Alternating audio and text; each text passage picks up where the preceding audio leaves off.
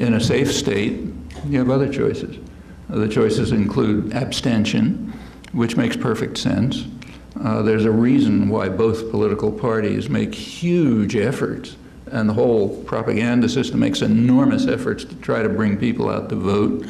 They don't care how they vote, just vote. The reason is it's part of the mode of depoliticization, making people believe that politics is a matter of showing up once every 4 years in a personalized extravaganza in which there are no issues. I mean, if that can be driven into people's heads, yeah, you control people. So one way of objecting to that is abstention, which makes sense in a safe state. And then there are other options. You pick somebody you want to vote for. But that's quite different than saying vote for Kerry wherever you are. And I think, as far as I know, Howard has been perfect. I think this is your opinion, yeah? And I've certainly been very clear about it. So there's a lot of rumors going around. One of the reasons for the rumors going around is that many people on the left are also caught up in the propaganda about quadrennial personalized extravaganzas being politics. So they become obsessed with this issue. I mean, it's a pretty marginal issue. You know, real political activism is going to go on, it ought to go on seriously day after day, wherever you are, on the important issues, whatever you decide to do on November or whatever it is when you push a lever. What you ought to do for those 5 minutes, and it's about all the attention it deserves, in my opinion, and I think Howard's is, well, you know, if you're going to help keep Bush out, you should do it. If it's not, do something else. But it shouldn't be an obsession. That's just part of the way of depoliticizing people. That's not the way politics works. I mean, what we would like to do is create a democratic culture in which you don't have just that choice. And it's not, you know, some idealistic dream. Other countries have it. Media Control, the Spectacular Achievements of Propaganda by Noam Chomsky. I recently bumped into this clip of Noam Chomsky talking about the pressure people are put under to vote, as if that is the full extent of democratic participation. And it reminded me about all the criticism that was leveled at the people who didn't vote in the last Kenyan elections. Approximately 7.7 million, mostly young people, largely abstained, many refusing to choose between two bad options in what wasn't expected to be a free and fair election anyway.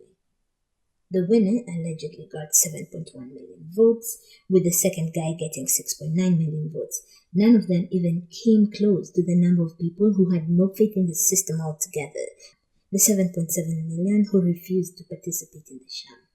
All this to say, Noam Chomsky, in his advocating for abstention, vindicates this choice made by so many Kenyans, a choice that was heavily criticized by the media for weeks on end, while those who voted strutted about all proud of themselves as they blamed the abstainers for everything under the sun.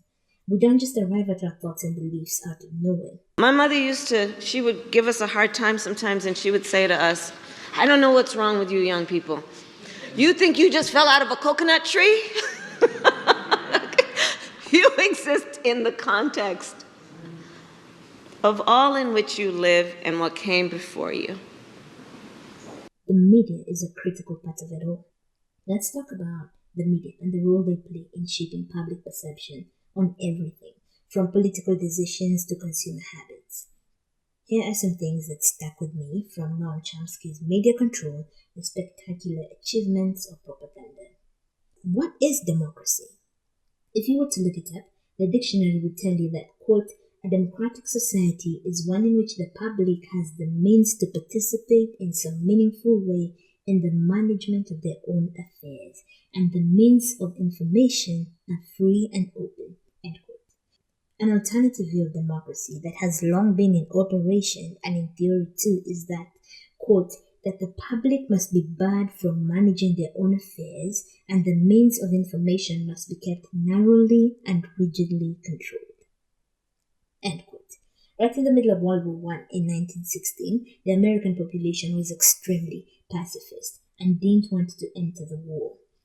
This was unacceptable to the government, who established a propaganda commission called the Creel Commission, and here I'll quote Chomsky on the success of the commission, quote, "which succeeded within 6 months in turning a pacifist population into a hysterical, warmongering population which wanted to destroy everything German, tear the Germans limb from limb, go to war, and save the world.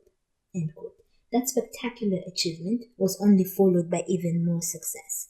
After the war, the same techniques were used to whip up the hysterical Red Scare, which succeeded in, quote, destroying unions and eliminating such dangerous problems as freedom of the press and freedom of political thought, end quote.